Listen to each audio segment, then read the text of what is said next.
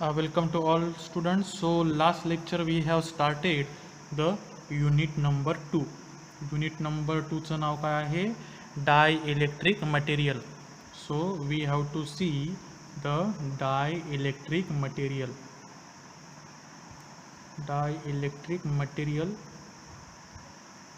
Dielectric material is nothing but a insulator. Dielectric material म्हणजे काय की ते इन्सुलेटर आहेत, म्हणजेच insulator is also called as a dielectric material. Okay, so आपण लास्ट लेक्चरला बघितलं की इफेक्ट ऑफ डायलेक्ट्रिकचा इफेक्ट आपण बघितला कोणावर? On the capacitor. म्हणजे ज्या ज्या कंपोनंटमध्ये डायलेक्ट्रिक मटेरियल आहे त्या त्या कंपोनंटचं आपल्याला स्टडी करायचं आहे. तर कपॅसिटर म्हणजे काय? इथे असणार 2 पॅरलल प्लेट. बघा, प्लेट 1 अँड द प्लेट 2. सर्किटसाठी कनेक्शन करण्यासाठी having terminal 1 terminal 2 indicated by capital alphabet C. तर हे आहे 2 प्लेट ज्यांचा एरिया आहे A. 2 प्लेटमध्ये डिस्टन्स D आणि दोन्हीही प्लेटमध्ये काय बसवलं आहे आपण? डायइलेक्ट्रिक मटेरियल हे प्लेस केलं आहे. तर कपॅसिटरचा कपॅसिटन्सचा फॉर्म्युला आपण बघितलं काय होतं? Epsilon A divided by D. Okay, तर याच्यामध्ये ॲप्सिलॉन म्हणजे काय की परमिटिव्हिटी कॉन्स्टंट आहे तो कोणाचा? डायलेक्ट्रिक मटेरियलचा. तर पुन्हा आपण याला असं लिहिलं की epsilon 0 epsilon R into A divided by D. Epsilon 0 म्हणजे काय? Permittivity of the free space आणि हे काय? Permittivity of that material. आपण कोणतं मटेरियल यूज केलं त्याची परमिटिव्हिटी. म्हणजेच capacitance is directly proportional to the relative permittivity. Okay, म्हणजे जर मटेरियल आपण जर चेंज केला तर त्याचा जो परमिटिव्हिटी कॉन्स्टंट आहे ते कसं आहे? Directly proportional to the capacitance. म्हणजे if relative permittivity increases capacitance of the capacitor also increases. म्हणजे काय की डायलेक्ट्रिकचा परिणाम हा कपॅसिटरवर कसा आहे? डायरेक्टली प्रपोर्शनल आहे. कसा आहे? Directly proportional. तर आजच्या लेक्चरमध्ये आपण बघणार आहोत की डायलेक्ट्रिक मटेरियल निवडताना कोणकोणत्या रिक्वायरमेंट ह्या असायला हव्यात. So in this chapter we have to see the requirement of good insulating material. Insulating means we are going to see the dielectric material. बघा, इन्सुलेटर म्हणलं की डायलेक्ट्रिक समजायचं किंवा डायलेक्ट्रिक आणि इन्सुलेटिंग हे काय आहे? एकच नाव आहे, बरोबर आहे. तर याच्यामध्ये आपल्याला मेनली 4 कॅटेगरीज बघायच्या आहेत. First we have to see the electrical requirement, की इलेक्ट्रिकलच्या संबंधित कोणकोणत्या याच्या मागण्या आहेत की त्याने सॅटिस्फाय करायला हव्यात. त्यानंतर मेकॅनिकल रिक्वायरमेंट. मेकॅनिकलमध्ये काय येणार? त्याची स्ट्रेंथ येणार, त्याची लांबी, त्याची रुंदी, त्याचा एरिया, हे सर्व त्याच्यामध्ये येणार. थर्मल म्हणजे काय? हीट, टेम्परेचर, की जर टेम्परेचर वाढलं तर त्या मटेरियलमध्ये होणारे बदल हे कसे हवेत, बरोबर आहे. आणि त्याचप्रमाणे केमिकल रिक्वायरमेंट म्हणजे जर त्या मटेरियलचा केमिकलसोबत संबंध आला तर त्याच्यामध्ये कोणकोणत्या प्रॉपर्टीज ह्या असायला हव्यात. Okay, so first we have to see the electrical requirement. Electrical requirement आपल्याला कोणाच्या बघायच्या आहेत? इन्सुलेटर. इन्सुलेटरमधून करंट हा फ्लो होतो का? नाही. त्याच्यामुळे आपण असं म्हणू शकतो की त्याचा रेजिस्टन्स कसा आहे? जास्त आहे. रेजिस्टन्स म्हणजे काय? करंटला अडथळा. तर इथे करंटच फ्लो होत नाही म्हणजे त्याचा रेजिस्टन्स कसा आहे? जास्त. तर पहिला पॉईंट काय आहे? It should have high resistivity. Resistivity जेव्हा हाय असेल तेव्हा त्यातून करंट हा फ्लो होणार नाही आहे. ओके, आणि त्यानंतर हॅविंग लो लिकेज करंट. बरोबर आहे, कोणतीच गोष्ट ही परफेक्ट नसते. आपण जरी म्हणलं की इन्सुलेटरमधून करंट हा फ्लो होत नाही, बरोबर आहे, पण इन्सुलेटर हा 100% आयडियल नसतो. त्यातून स्मॉल अमाऊंट ऑफ करंट हा फ्लो होतो, त्याला आपण काय म्हणतो? Leakage current. त्याच्यामुळे लिकेज करंट हा सर्वात कमीत कमी असावा. ओके, त्यानंतर सेकंड पॉईंट आहे की त्याचं स्ट्रेंथ अशी असावी की तो हाय व्होल्टेज सहन करू शकेल. म्हणजेच काय? हाय डायलेक्ट्रिक स्ट्रेंथ टू विस्टँड the high voltage. High voltage जरी अप्लाय केलं तरी त्याची स्ट्रेंथ कमी व्हायला नको. इन्सुलेटरची किंवा डायलेक्ट्रिकची स्ट्रेंथ कमी व्हायला नको. त्यानंतर त्याच्यामध्ये होणारे लॉसेस पण कसे पाहिजे, कमी पाहिजे. Having small dielectric loss. Electrical रिक्वायरमेंटमध्ये त्याची डेन्सिटी पण कशी पाहिजे, लो. हे आपण मेकॅनिकलमध्ये पण येऊ शकतं. हा पॉईंट आपण कन्सिडर करू मेकॅनिकल स्ट्रेंथमध्ये, मेकॅनिकल रिक्वायरमेंटमध्ये, की त्याची डेन्सिटी कशी पाहिजे, लो पाहिजे, जेणेकरून त्याचा एरिया कसा होणार आहे, कमी होणार आहे.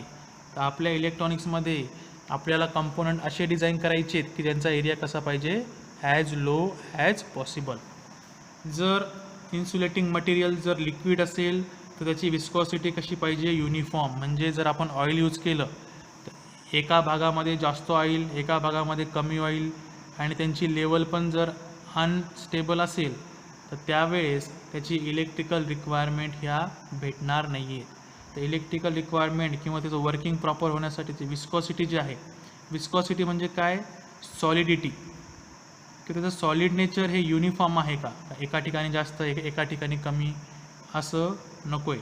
तर हे होतं आपलं इलेक्ट्रिकल रिक्वायरमेंट, ज्याच्यामध्ये करंट 0 पाहिजे, रेजिस्टन्स जास्त पाहिजे, हाय व्होल्टेज त्याने सहन केलं पाहिजे, आणि डायलेक्ट्रिक लॉस हा कमी पाहिजे. त्यानंतर आपण बघूया थर्मल रिक्वायरमेंट. थर्मल म्हणजे काय, की हीट, टेम्परेचर. ओके.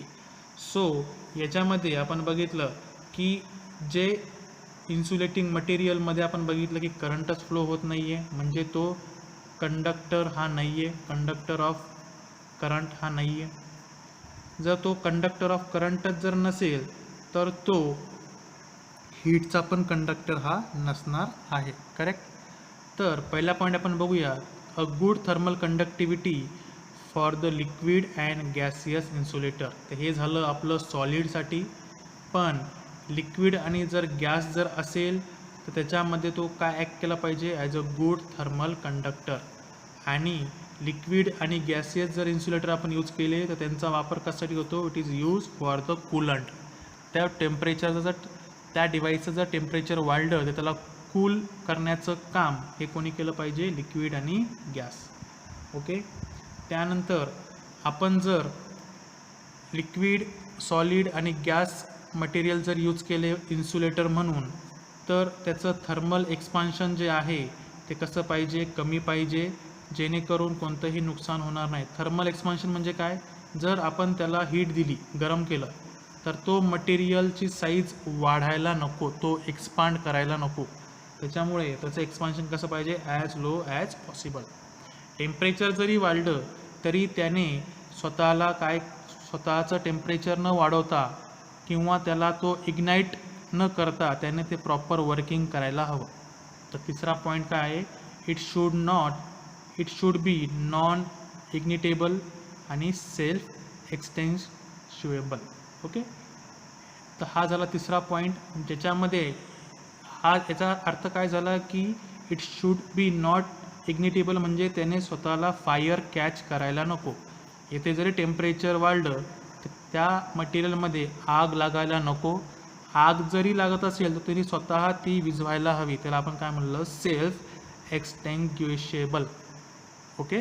तर हा झालं थर्मल रिक्वायरमेंट. त्यानंतर होतं मेकॅनिकल म्हणजे आपल्यामध्ये काय येणार, साईज, एरिया, स्ट्रेंथ.